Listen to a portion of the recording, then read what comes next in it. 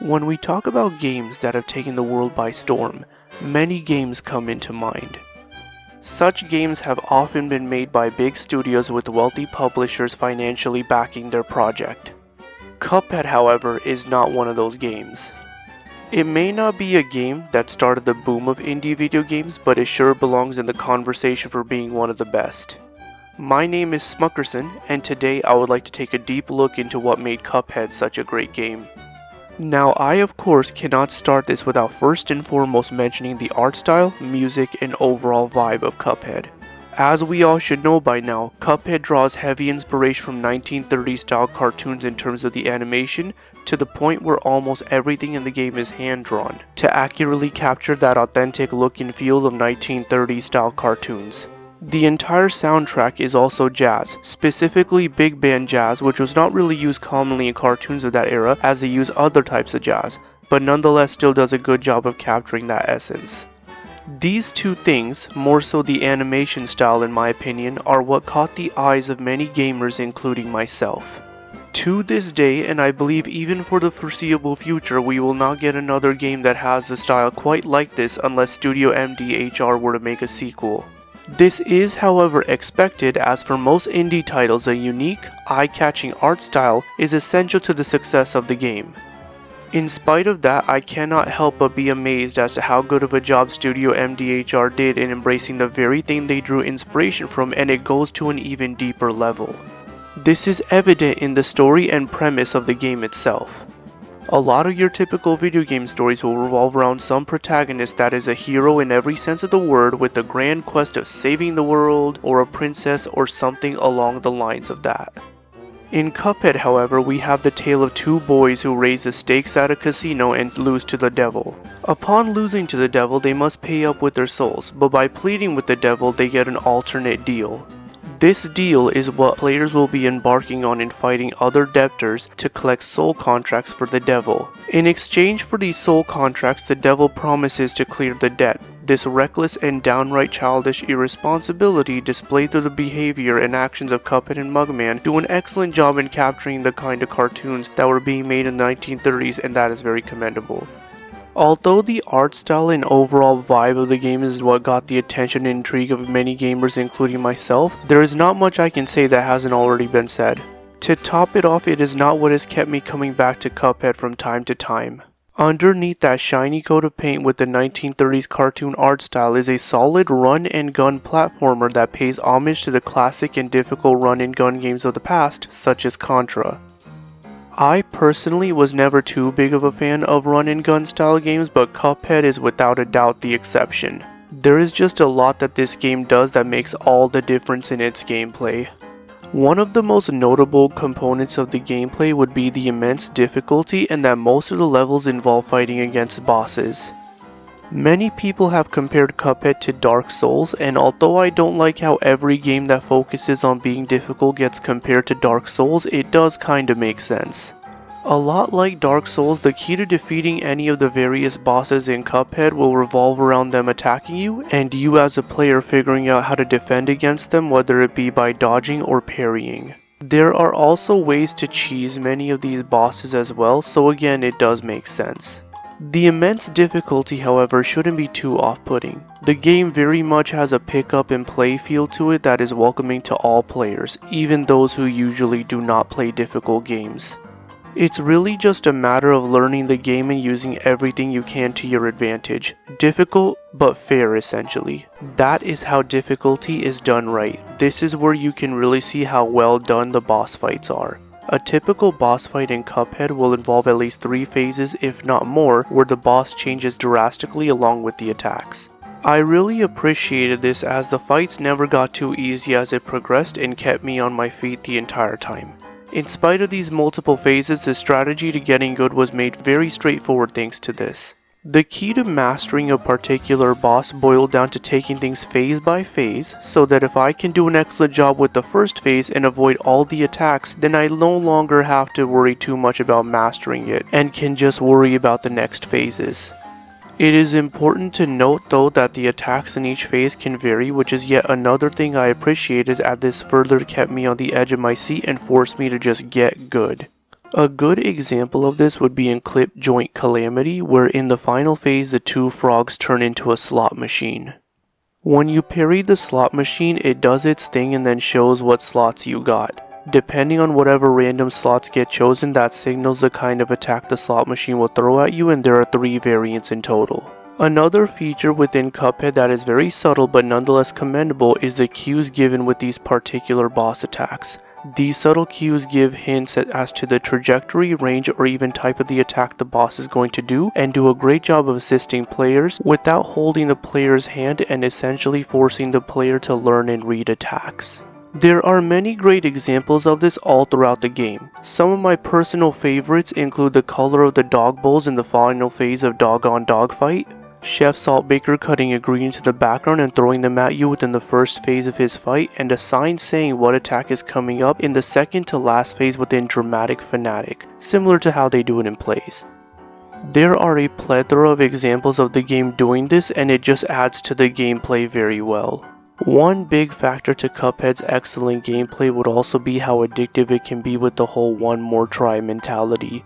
I personally have found myself staying up late into the night several times while playing Cuphead, thinking that I'm really close to beating a boss. This isn't exactly a coincidence either. The game does several things that can hook a player in aside from the good platforming and overall gameplay. Whenever you die, a dialogue on the screen will pop up showing how far you were into a level or boss, with several flags that serve as indicators as the various phases.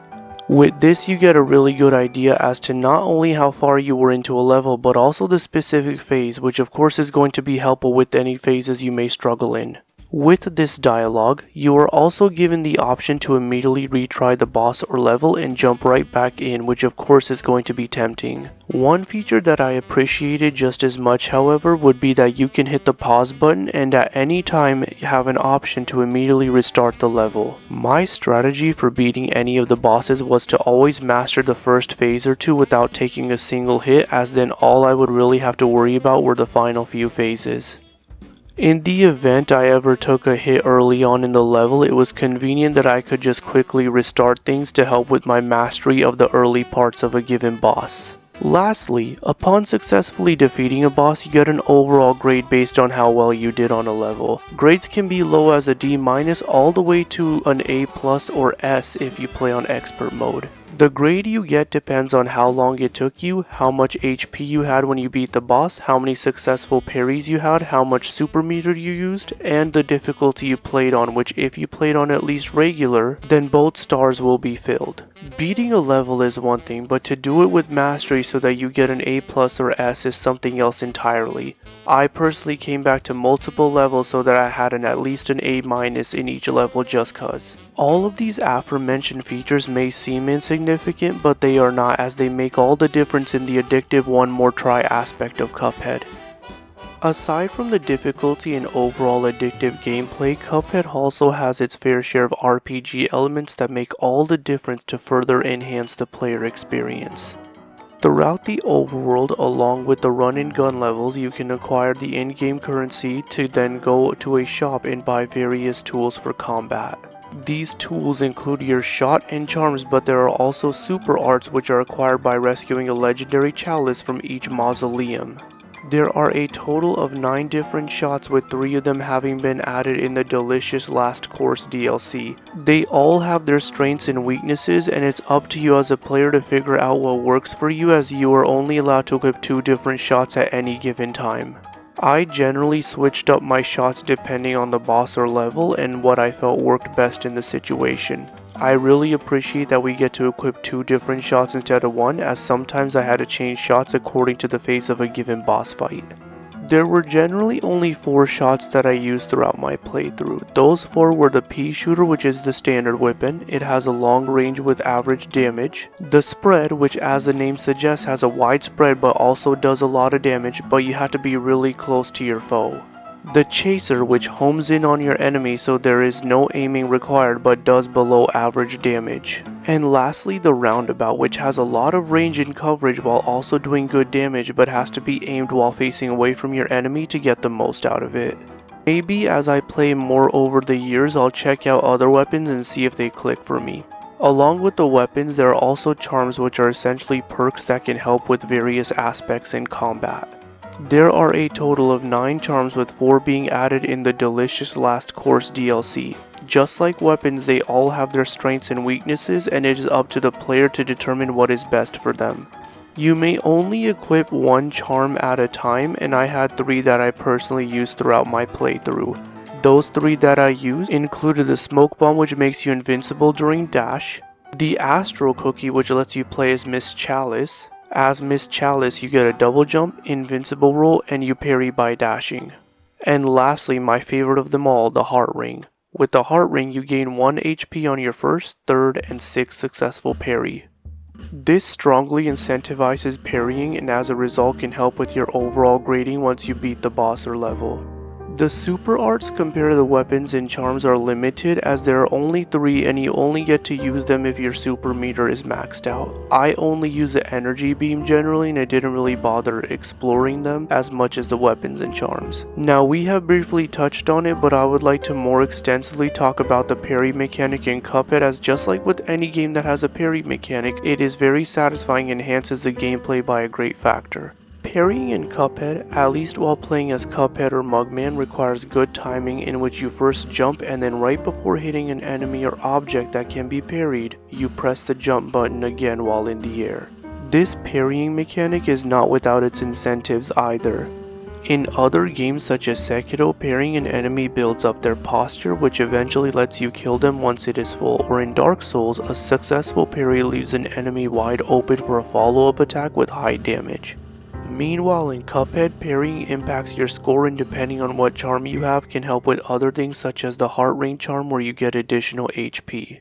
There are also several mini-bosses throughout the game in which you cannot attack them but instead must parry. For the sake of completion and unlocking the super arts available in the game, beating them is a must. This is without a doubt an excellent way to incorporate a parry mechanic into a game that is also very unique, given that run-and-gun platformers aren't really known to have a parry mechanic. Cuphead is an excellent game, a knockout if you will, that has gone beyond just being a video game at this point, and the people in Studio MDHR have earned every bit of success that they have as a result. It's fair to say that it is somewhat of a franchise now, given that the game has been ported over to other platforms after initially launching only on PC and Xbox, merchandise being made for it, the Netflix show, and even a board game. The art style and overall vibe is what got my attention, but I appreciate the game for being so much more than that. The gameplay is something that will keep me coming back to Cuphead until Studio MDHR eventually makes something else, and I hope that you watching can see that after taking a deeper look at the gameplay with me. Thank you so much for watching, and do not forget to like and subscribe.